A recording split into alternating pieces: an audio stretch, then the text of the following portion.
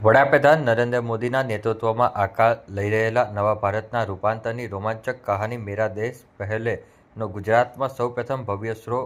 ગાંધીનગરના gift city ખાતે યોજાયો હતો. નરેન્દ્ર મોદીની જન્મભૂમિ વડનગર, જ્યાંથી તેમની પ્રેરણાદાયી જીવનયાત્રાની શરૂ થઈ અને હવે દેશના વડાપ્રધાન તરીકે તેમણે ભારતને વિશ્વનું ગૌરવ અપાવ્યું ત્યાં સુધીની સમગ્ર રોમાંચક સફર તથા રાષ્ટ્રને સમર્પિત તેમના જીવનની વણકહી બાજુઓની પ્રસ્તુતિ માત્ર સાંસ્કૃતિક પ્રસ્તુતિ જ નહીં પરંતુ રાષ્ટ્રીય જનચેતના અને આંદોલનના પ્રેક્ષકોની નજર સમક્ષ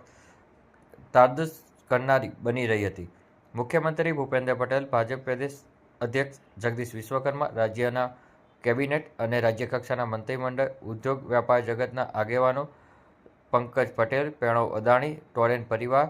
સહિત મોટી સંખ્યામાં અલગ અલગ ઉદ્યોગકારો મોટી સંખ્યામાં ઉપસ્થિત રહ્યા હતા. રાજ્યના મુખ્ય સચિવ સહિત તમામ રાજ્યના ઉચ્ચ અધિકારીઓ, આઈપીએસ અધિકારીઓ સહિત મોટી સંખ્યામાં પણ લોકો ઉપસ્થિત રહ્યા હતા. વડાપ્રધાન નરેન્દ્ર મોદીએ વડનગરની શાળાના સાહસિક વિદ્યાર્થી તરીકે શરૂ કરેલી સફર સોમનાથ, અયોધ્યા, રથયાત્રા, કાશ્મીર સુધીની એકતા યાત્રા,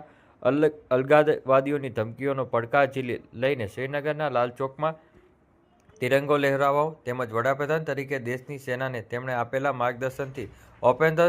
ઓપરેશન સિંધુની શૌર્યગાથા, રામ મંદિરના નિર્માણનો સંકલ્પ સાકાર થવા સહિત સમગ્ર ઘટનાક્રમનું દ્રશ્ય શ્રાવ્ય અંગેનું સંગીતમય મંચન અને સૌને આકર્ષણનું કેન્દ્ર બન્યું હતું. લેખક, નિર્માતા અને પ્રસ્તુતકર્તા મનોજ